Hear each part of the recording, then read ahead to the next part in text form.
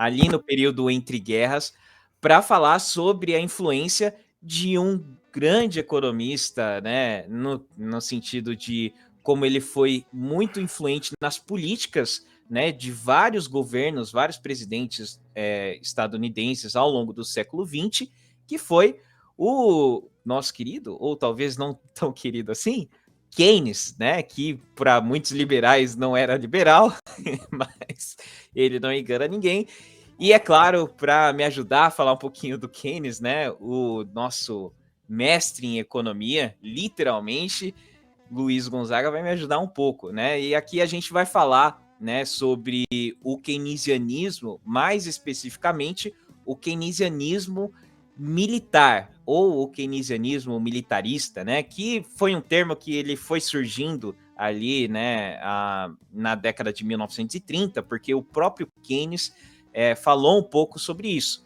Mas, óbvio, calma lá, antes da gente falar do que é o keynesianismo militarista, né, a gente precisa falar sobre o que é o keynesianismo em si, né, e explicar um pouquinho a visão do próprio Keynes, né? Então, assim, de maneira bem resumida, né, a teoria keynesiana, ela vai falar, né, e vai entender que é necessário existir um nível de interferência do Estado sobre a economia, né? Sobre o livre mercado, né? Porque o Keynes entendia que o mercado tinha diversas limitações, né? E que essas limitações deveriam ser controladas e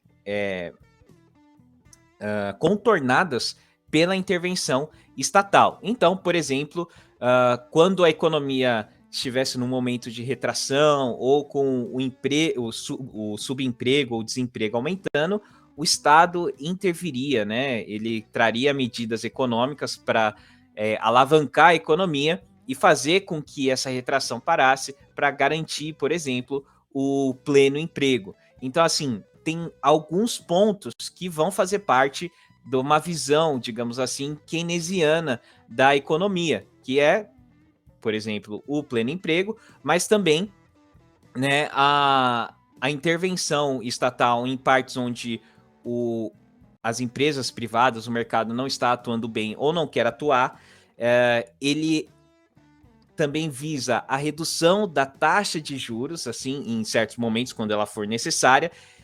Ele entende também que essa intervenção do Estado ela é muito importante para que haja um equilíbrio entre a demanda e a oferta dentro da realidade ali do país e também para que, no fim das contas, todos esses pontos, né, pleno emprego, baixa taxa de juros, etc, toda essa intervenção do Estado dentro da economia resulte em benefícios sociais e no aumento do bem-estar social, né, que era um discurso muito forte nos Estados Unidos, especialmente no pós-guerra, e é o discurso que vai reger ali a era de ouro do capitalismo, né? Que vai ali da década de 50 até o final da década de 70.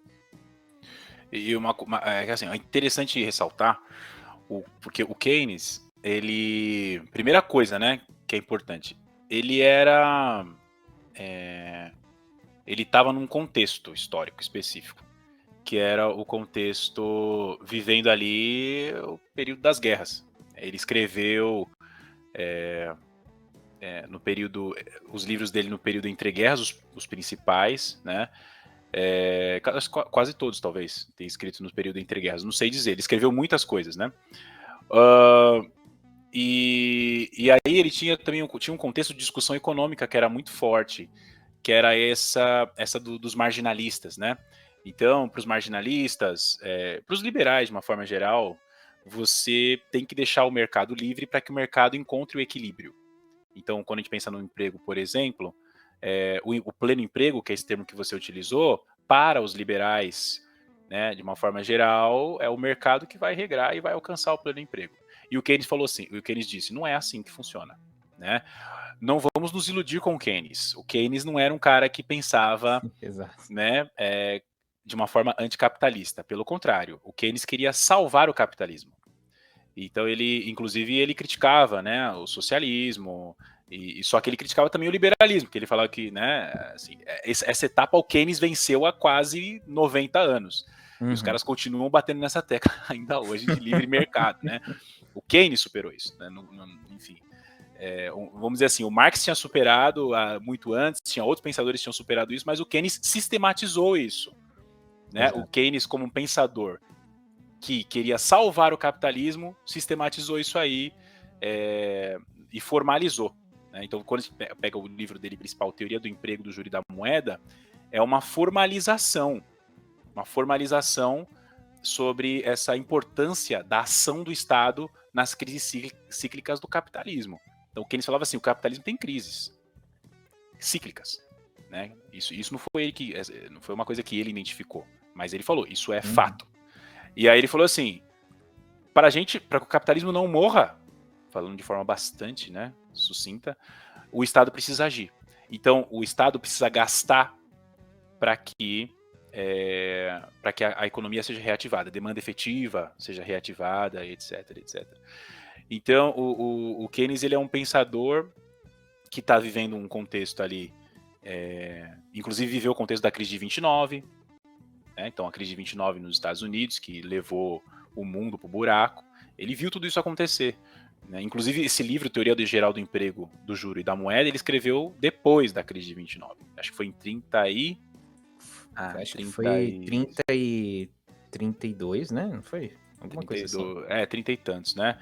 E ele jogou luz, né, na forma de funcionamento do sistema capitalista e defendeu o posicionamento dele de como o capitalismo deveria ser salvo em situações de crise cíclica. Exatamente. E